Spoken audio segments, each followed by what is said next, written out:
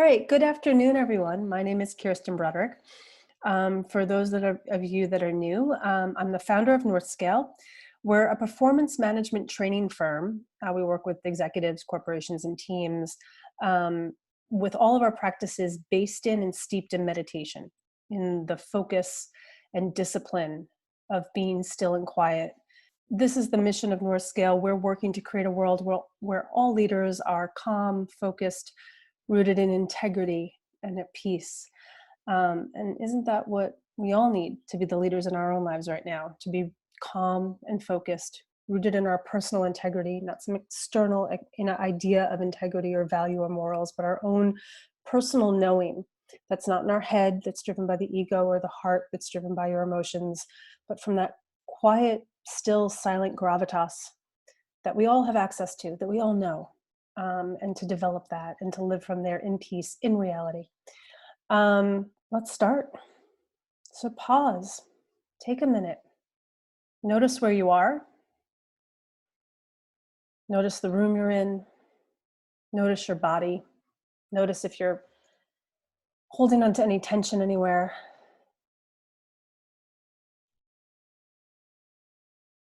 And just breathe. Be quiet for a minute.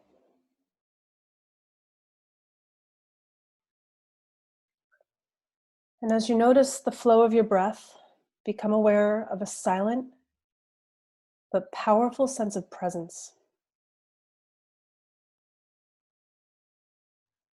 Meditation is being self-aware. It's the practice of stopping, listening, focusing, paying attention. It's not clearing your head. It's not becoming calm and peaceful. Those are ideas. It's being aware of what you're feeling. It's being aware of what you're thinking. But having the space and the ability and the discipline that comes from the practice of sitting still and quiet. So meditation, that's all meditation is. It's practicing paying attention. Most of the time we're often a story of the future or a memory of the past, which is always subjective and never reality. Meditation is simply practicing being with reality. And reality is yourself as you are right now, not some idea of how you could, should, or would be, but the real you right now. It might be the angry or the anxious you or the happy you. Whatever it is right now is reality. Pay attention to it. That's the skill that you develop every time you sit. I use this term meditation now, but the main word I use is sitting. We practice sitting. There's an old joke, don't just do something, sit there. Sit there, just sit. There's great opportunity in that quiet stillness that we all have access to. So that's all meditation is, right? It's practicing paying attention. And I use the analogy of a push-up because I'm sure everyone here has done a push-up. And why do we do a push-up? To get physically strong, right? And that's why we meditate, to get mentally strong, to build mental resilience, the ability to stay with reality. Just like when you build physical resistance, you can stay in your body, you can be strong. But a push-up only works if you do two things. One, you have to get the form right. If you don't get the form right, you're going to injure yourself. It's not going to work as efficiently or effectively. And ultimately, you may not even continue to do them because you end up hurting yourself and it's not helping. Once you get the form right, if you get the form right, you can do push-ups even if they're crap at first. It doesn't matter. You keep doing them. They'll get stronger. Then for the push-up to work, you have to do it. I don't care how great your form is. If you don't get on the floor and do your 5, 10, 50 push-ups every day, you're not going to get stronger. And even if you do 100 push-ups every day and then you stop, whatever you built will atrophy. You have to maintain a practice. It's the same thing with your mind. The historical Buddha himself, Siddhartha Gautama, had to practice to the day he died. I don't have a statue up there of him because he's a god. He was a man. He was a human like you and me. Buddha, the word Buddha just means awake. In this moment, if you're paying attention and you're awake, you are Buddha. Buddha just means to be awake and aware of reality without your head or your heart on top of it, right? Just look straight at reality, right? We have a statue of him because he's a reminder of our humanity and that he had a practice. He practiced 4 hours a day until the day he died. It doesn't end. The mind is a beast, or it can be a beast if you let it take control, or if you think it has control, right? There's a great trust that we build every time we sit. So meditation, the form of it is a focus on the breath. And I mention this because the breath is constantly present. If you hold on to your breath, you will die. If you stop breathing, you die. It has to keep moving in and out, yes and no, right and wrong, constant change, constant flow. If you pay attention to your breath, it's constantly moving. It will be constantly moving, and you are then in reality, which is always moving. There is no end. This does not stop. We're on a jet hot iron ball hurling through space. And when this incinerates, when our sun incinerates, it keeps moving in new forms, constantly changing, just like the breath. So if we want to stay in reality, we stay with the one thing that is always real and moving with us, and that's the breath. To do this, the breath is a tool. And the form, if you want to go back to the form of a push-up, to get strong physically, the form of meditation is the breath. So I want to go over the breath. If you've heard this before, listen even more carefully and learn something new. When we breathe, we don't suck in air. Breath is a vacuum. If you remember 11th grade physics, air pressure has to remain equal on all sides. When there's negative pressure, i.e. space, the air pressure forces its way in. The air forces its way in to create equilibrium. So we actually have a system of what they call the breathing pump muscle system, right? Which both creates and negates space. And as the space is opened up, air forces its way in. You don't suck it in. Air forces its in when we create space. And then as we collapse on it, it then comes out because then there's less space, right? So there's muscles for this. You can feel them right up here. If you put your fingers on top of your nostrils, if you take a breath in, that's the transverse nasali. They're lifting, they're creating space. They're not sucking in, they're creating space. Air pressure gets forced in. It comes down through the scalenes. You can feel it in your neck, your intercostals, right? Into your obliques, where the intercostals lift up, the obliques come out with the ribs. But the main muscle of meditation and of breath is the transverse abdominis. And this is that lower, they start from the lower lumbar spine and wrap all the way around. And this is a huge group of muscles. You're literally working out your six-pack ab when you meditate. And it's in these muscles that we practice meditating, because when you work from these lower muscles, these transverse abdominal muscles, you then naturally engage all the muscles above it. If you're only breathing from your intercostals, you're only breathing from there up. If you're just breathing from your nose, you're all in your head, right? The more you expand through the entire system, the more air you bring in, right? We practice this lower belly breath though, because, and I'm going to get into, anxiety tends to live up here in the chest, stress in the ribs, that knot in your stomach. Calmness is physiological, it's in the lower belly. This is also where opera singers and trumpet players, they breathe from here. Actors, they know that if they breathe from the lower belly, they can project. It's the source of their power. It's the source of your power. You learn to breathe from the lower belly breath and you develop gravitas. It's a muscle. It's your presence, it's your power, it's your integrity. So this is the form to breathe from the lower belly breath, right? You want this upright posture down here at the bottom. You want this upright posture so that you're not collapsing on any of these breathing pump muscles, right? Upright posture. I do teach semi-open eyes. They're looking down at a spot on the floor or the desk or whatever. We're not closing our eyes to reality. We're looking right at it. We are not ostriches who run away from reality and stick our heads in the sand. That doesn't help anyone, much less yourself. You learn to look at reality and stay still with it. That's resilience. That's real peace and real power. And that's what we practice every time you take a breath. You're building it, whether you know it or not. And then it's this still lower abdominal breathing. Now, the thing that you'll notice is that he's sitting on a cushion. In order to have this upright posture, your hips must be higher than your knees. If your knees are higher than your hips, you collapse in on on that entire breathing pump system. These pictures, whenever I see pictures like these, this woman here with the black t-shirt, she's got it right. Her posture is fine. But everyone else you can see is completely collapsed in on that breathing pump system. Whenever I see a picture like this, or I see anyone in a yoga studio doing this, I realize they've never been taught how to properly meditate. Because meditation is about the form. You don't still your mind, you still your body. You get the form right, and the mind will follow in its own time. So in order to not do this, and it can happen in a chair too, you can get the posture wrong. There's a very simple method. If you want to sit on the floor, you just put something underneath your bum. And what that height is, it makes the hips higher than the knees. And when your hips are higher than the knees, it creates a natural arch in the back. But you don't need special equipment. There's nothing special about what she's doing. It's all about being able to sit still. The form enables you to be physically still. And then you can just use a chair. Oh, can I repeat that again about staring straight into reality? We look at reality. Look at reality. And that doesn't mean you're looking out and taking in more information. Your attention is on yourself. This is about self-awareness, about being aware to the reality of yourself right now, whether that's anxious or stressed or happy or sad or hungry or whatever it is, just being aware of reality. We look at it.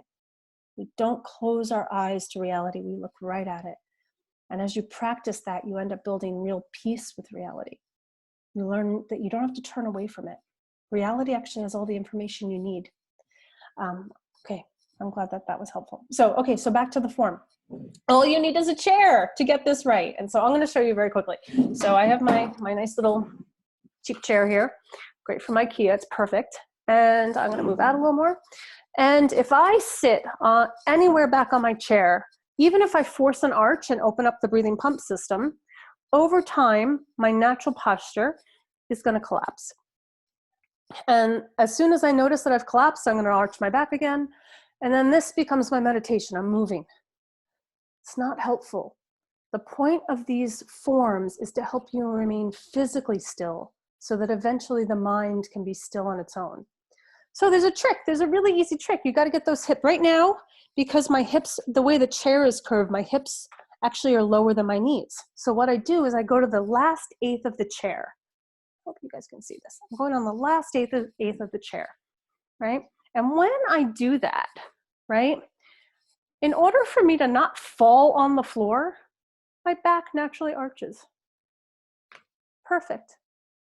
Right? I am not arching my back. The chair is doing it for me. So find the spot on the chair that forces your arch.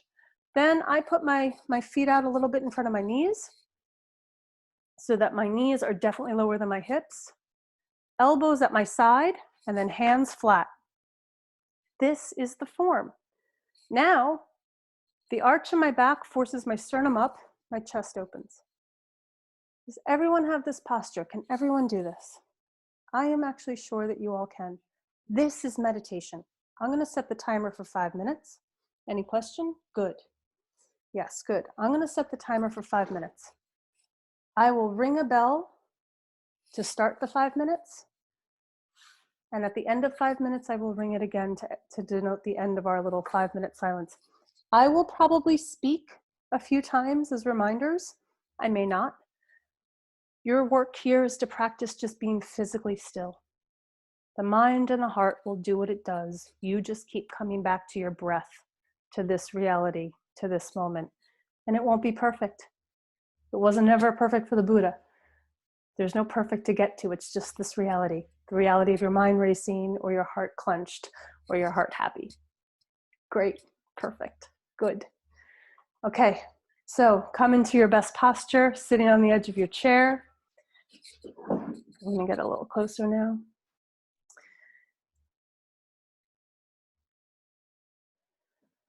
Long, slow, deep inhale.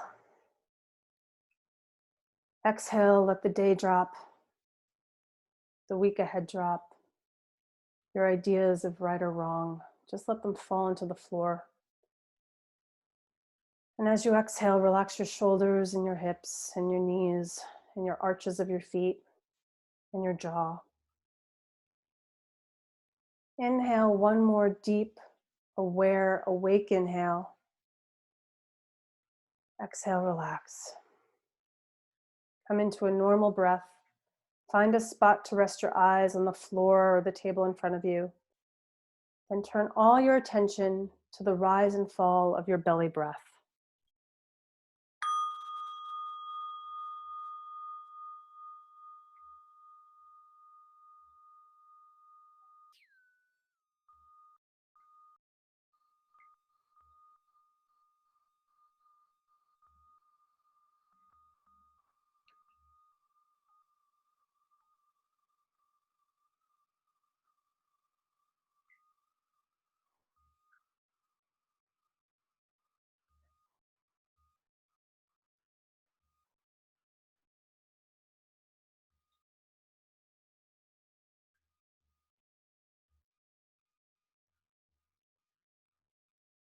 It's just breathing.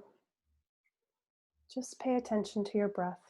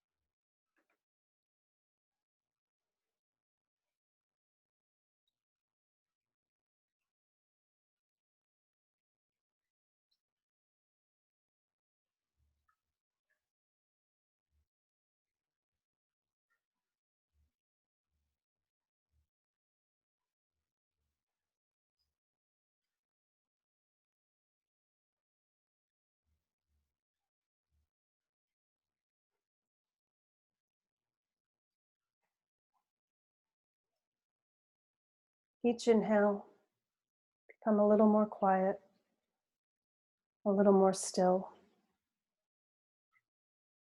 a little more aware.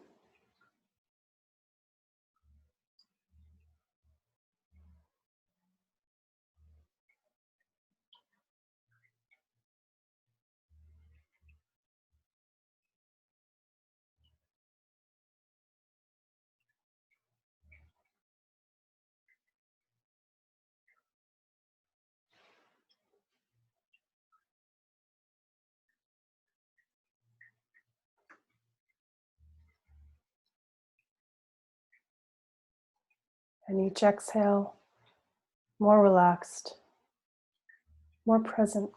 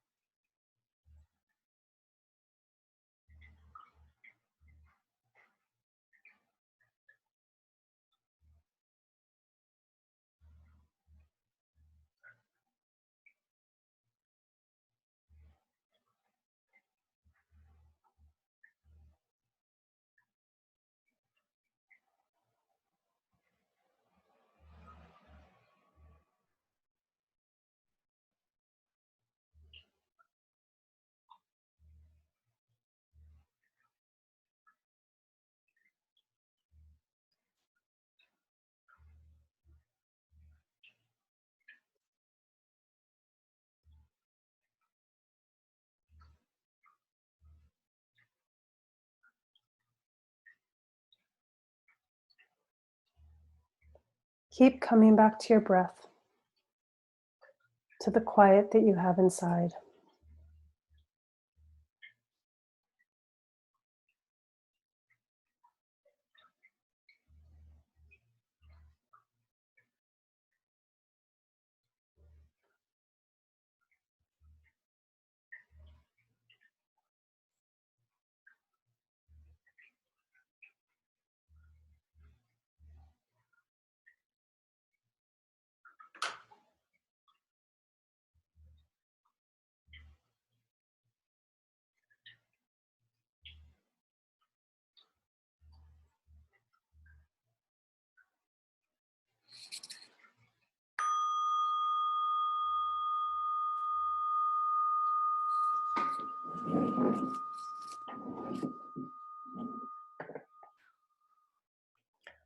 Okay, how'd that go? Any feedback?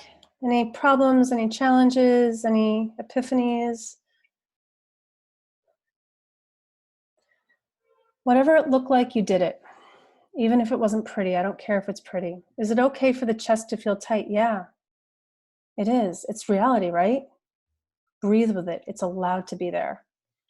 My mind wandered for a few seconds. Yeah, me too. Welcome to the club. Your mind's going to do that. That's your mind's job, right? The mind's job is to think. The eye's job are to see. The tongue's job is to taste. They do these things. We become aware of it. Should the eyes be open or closed? I teach eyes open. It's harder. It's so much easier to close your eyes. It's totally easier to close your eyes, right? It's like life. It's so much easier to go get the bottle of vodka, right? It's so much easier to, to do something or to try to fix it or solve it or analyze it. So much easier, right? Um, Unfortunately, that's the source of our deeper suffering when we run away, when we don't look at reality, right? Um, so I just realized I've not been breathing with my belly. When focusing my breath, do I focus on the nostrils, chest? Yeah. So if anyone who's hasn't wasn't raised using chopsticks remembers the first time you used chopsticks, it hurt. And in the beginning you couldn't even do it. The muscles weren't even there. And then over time, the more you use them, it kind of hurt a little more because you were building new muscles. And then at some point it became second nature and you didn't even think about it. The majority of us in the West have just, for some reason, we naturally breathe in our upper chest, and it's a tight, shallow breath. It's not a relaxed, open breath. It's tight and contracted. This is the normal, right? It's the muscle that you have. So the work is to actually pay attention to it, notice it, but put the intention on your lower belly, right? So what we can all do right now is actually practice that lower belly breath. What I suggest is I actually put my pinky fingers where my legs meet my torso and then wrap my hands up. This will not be comfortable in the beginning, and that's fine. It's like if you've never done any push-ups before, the first time you do a push-up, you can probably barely get yourself off the floor. Good. Each time you do it, you get a little stronger. So you put your hands here and you practice pressing your fingers out. Inhale like a balloon, exhale, press to the back, right? You can do this a little bit just to get a feel for it, right? Inhale, exhale. Inhale, press the hands out. Exhale, press the belly button to the spine. That's the muscle that you're building. That's literally the muscle of awareness. And that's where we want to put our focus and our attention. Now, reality will be is that in the beginning, most people will be mostly breathing up here. Okay, that's reality. Notice it.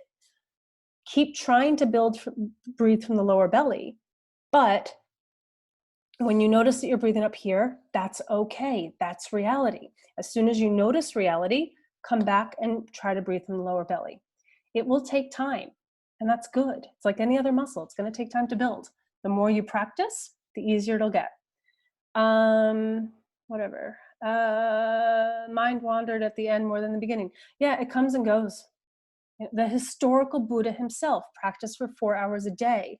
He said like in Buddhism, the devil is Mara. That's the name of the devil. And the devil is the voice in your own head that 1 minute tells you you're good and the next minute tells you you're bad. 1 minute tells you you're right, the next you're wrong. That's Mara. It's your own mind. That's the devil, right?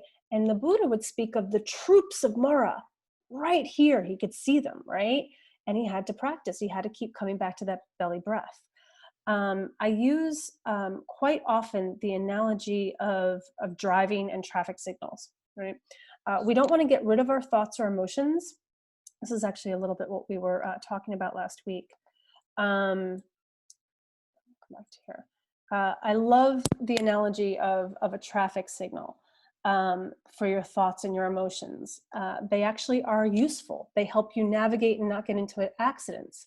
The problem is when we identify with the emotions or the thoughts, they become our identity. If you're driving your car, the red light is not who you are. It just says stop, pay attention. The green light says go. But even if you're going and getting all green lights, you're looking around you because maybe someone in the other direction missed the fact that there's a red light, and you have to really maintain focused attention, right? So to take this analogy a little bit further, think of yourself as driving a car down a road, right? The other cars are your thoughts, and the side streets are your emotions, right? They're allowed to be there. If you focus while driving on trying to get rid of the other cars or the side streets, it's impossible. And they're supposed to be there. They're allowed to be there, right? You want to pay attention to them. You want to notice them, but then you want to keep on coming back to your steering wheel. And your steering wheel is your breath. That's what keeps you focused on where you are here and now. And it's constantly moving and changing, right? There might be a car accident and police or a fight on the side of the road. It can distract you for a second. But as soon as you notice that you're distracted by the car accident on the side of the road, you want to come back to your breath, because that car accident could be a story or an argument in your mind, or anxiety about the future, or your job, or your finances, or COVID, or isolation, or overwhelm of living with your whole family, or whatever it is the car accident on the side. Breath, come back to your steering wheel. Keep moving in this reality. It's constantly moving and changing. And the side streets and the other cars are allowed to be there, and you should notice them so you can navigate. There's a feeling of anger or anxiety. Notice it. Pay attention to it. There's a car coming next at you. Notice it. Pay attention to it. Use it to navigate. But keep coming back to your breath. Okay. I lost the chat. There was a bunch of questions there. It takes practice. It really takes practice. The first 2 minutes, it took a while to get comfortable, but in the last 3 minutes was best. There's no normal. It's always moving, and it's like reality. It's constantly moving and changing. The seasons don't stop, right? They just keep moving. It might look static if you're not paying attention, but it's constantly moving and changing, right? But if you're really paying attention, even if during the day, you can notice the difference in the change of light. Light is constant, life and light and everything is constantly moving and changing. Our work is to just pay attention, be aware of it. That's why I teach eyes open. Yeah, you need practice. I need practice. I practiced 40 minutes this morning. I'll practice half an hour tonight at minimum. I practiced with my community at least an hour and a half twice a week. I talked with my teacher for half an hour this morning. Of course, we all need practice. We all need help. Oh, it's being recorded. Yeah, I'm trying to see. I'm new to all this. I usually do all of my work in practice in public, in corporations or with individual coaching. So I'm trying to figure out a way to make this more available to people. Do I do belly breathing all day long or just when I'm sitting? At this point in my life, I'm 22 years into my Zen practice. I live from my belly breath, and it's my anchor, and it carries me through everything. Through loss, through gain, through whatever ideas might come at me. It's constant that I come back to my breath and my not knowing.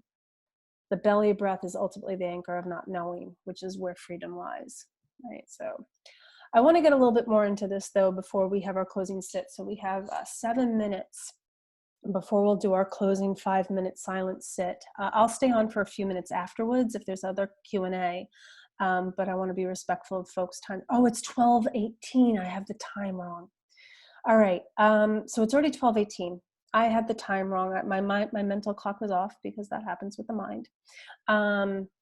So if you have to get off now, I completely understand that. I am going to quickly go into anxiety and stress and how that relates right into this breathing pump system. Anxiety and stress are evolutionary tools that are there for you. They are good things. They're not bad. They're signals that something is off that you have to deal with. Like a red light is a signal that you need to stop and pay attention and make sure you don't hit someone or get hit by somebody else, right?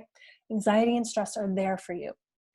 We don't, just like the red or the green light though, we don't want to identify with them. We want to notice them and use them. It's when we try to suppress them or ignore them that they get louder and louder until you see them. right? It's just like driving a car, right? This is the vehicle, and our emotions and our thoughts are the signals that help us navigate. So if you're anxious or stressed, which everyone should and will be in life because they are great tools, you will notice that they are actually based in this breathing pump system. When you're anxious, it's a short, shallow, tight breath up here in your chest. When you're stressed, they call it a knot in your stomach for a reason. It's a short, tight breath in your ribs, in your stomach, right? The difference between anxiety and stress, well, the similarity between them is that they're both forms of I don't like this. I don't want this. I don't like what's happening. And that's good information. What's happening is not okay. Same with anger or fear, right? This isn't okay. It's a signal to help us navigate. The difference between them, though, is that anxiety is a dislike, a fear, or a hatred of the unknown. I'm anxious because I don't know, right? Stress is a fear, dislike, or hatred of what you know. Like, I know I'm not getting out of my house for at least 2 more months. This stresses me out, right? And it's a signal that something isn't okay by how you think it should be. Anxiety, right? Same thing. I don't know when this will end, right? So we pay attention to them. Now, the trick is over time, as you build this lower belly breath, this will become the muscle of calm. In the midst of anxiety and stress, you don't make these go away, but you learn to breathe from your belly. And that then leads you to have the space from the anxiety, whatever's causing the anxiety or stress, to look at it and handle it with a sense of gravitas and presence, right? So that's why we practice this lower belly breath, because it helps us to navigate in the midst of anxiety and stress. And that's why meditation is the belly breath that we practice.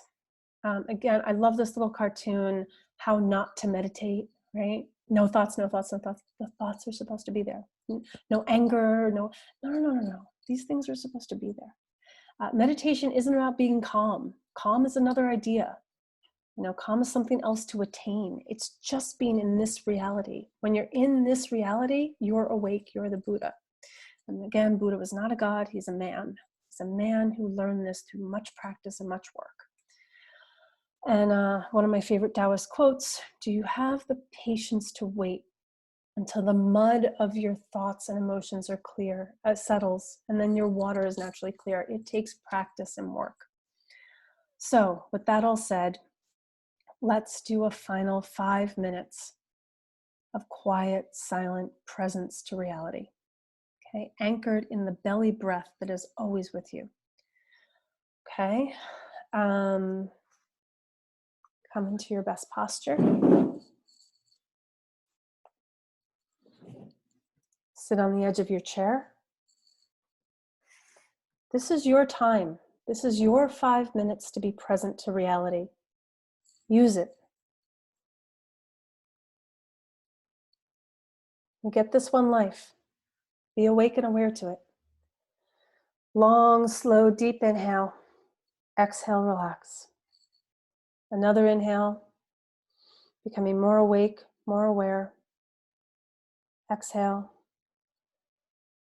Being present and anchored, using that belly breath. Breathe.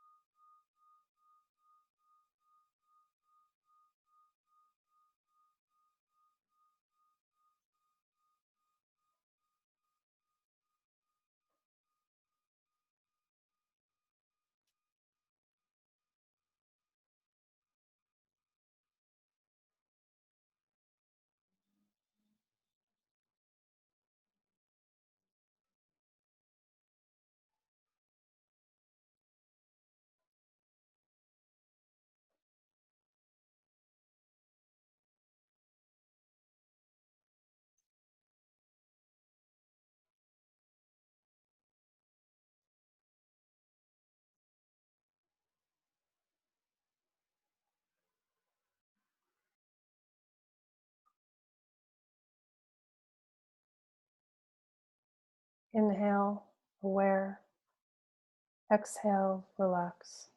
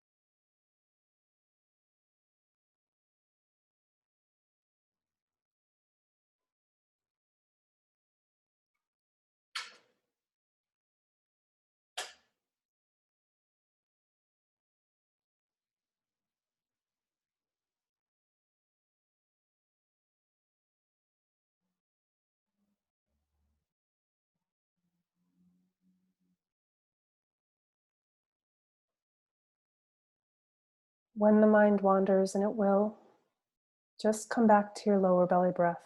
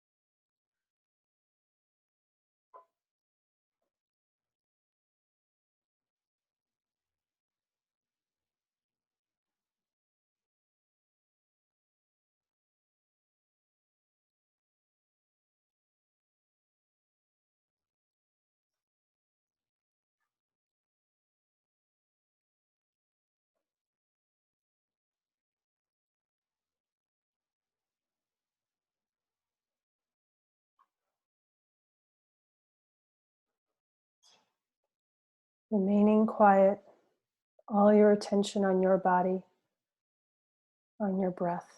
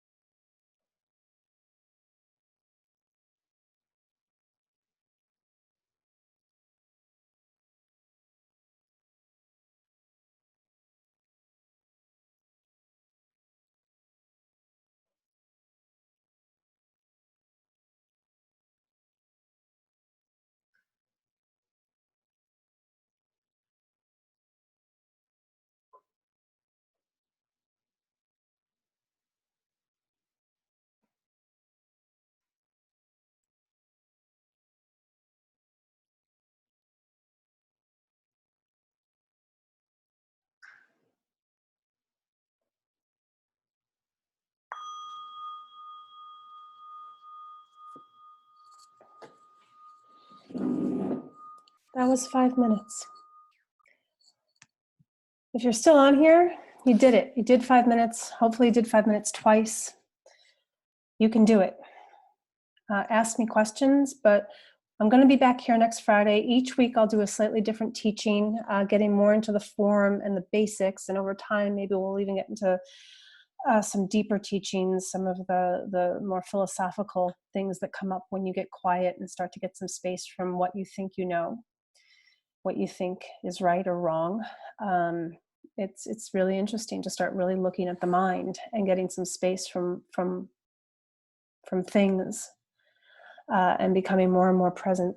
How many classes? I'm gonna keep doing this every Friday. I started a couple of weeks ago. I think a few of you have been with me for like 4 weeks now. So come back. My ask for you this week is to commit. You did 5 minutes. Do it every day.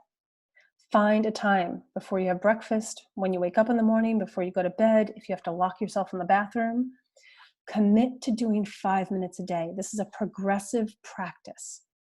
Just like push-ups, it only works if you do it and do it every day, right? And I just see that felt great, better the second time. It gets stronger, just like a push-up. Every time you do this, you're building your mental resilience, you're building your presence, you're literally building peace, right? I'm so grateful for all of you being here. If you have any questions, you all have my contact information. I have traditionally done this in-house for corporations, teams, and executives. I've revamped my corporate programs for some online things, and I'm going to be doing some demos for that. So if this is something that you might think would be of interest for the office, that's a bigger and longer program. These are just little short half-hour things that I'm trying to do here for the public. But if this is something that you think your team could use or something, let me know. And I'm going to try to increase my capacity as much as I can, because there's such a need for the ability to be with reality right now. And it's a muscle. It's a muscle that you all just built for 10 minutes today. You've all begun to build your reality-based muscle, your presence, your peace. Practice every day. Commit to it, and let me know how 5 minutes every day went next week. Let me know what got in the way. Did you do it 2 days and then you dropped off? Were you able to do it every day? Were you able to move it up to 10 minutes? Were you only able to do a minute a day? There's no right or wrong. Tell me what your reality is. And we work from reality and build from there. Okay? Wait, why do we want to be in reality these days? Because that's where we live. And here's the thing, when you're fully in reality, your whole life opens up. It's when your mind thinks that you're trapped, that you are trapped. But when you're in the moment without your ideas of right or wrong, when you have space from the things that you think you know, everything opens up. There's possibilities and opportunities that you can't even imagine, because we can only know what we think we know. But when we're quiet, everything is possible. And this is why the Buddhas and sages were these great men. The Lao Tzus who wrote those comments, they speak to us because they went deep into their own reality and realized they don't even know who they are. They don't even know what, not even that I don't know who Kirsten is, I don't know what Kirsten is. And there's great freedom in that.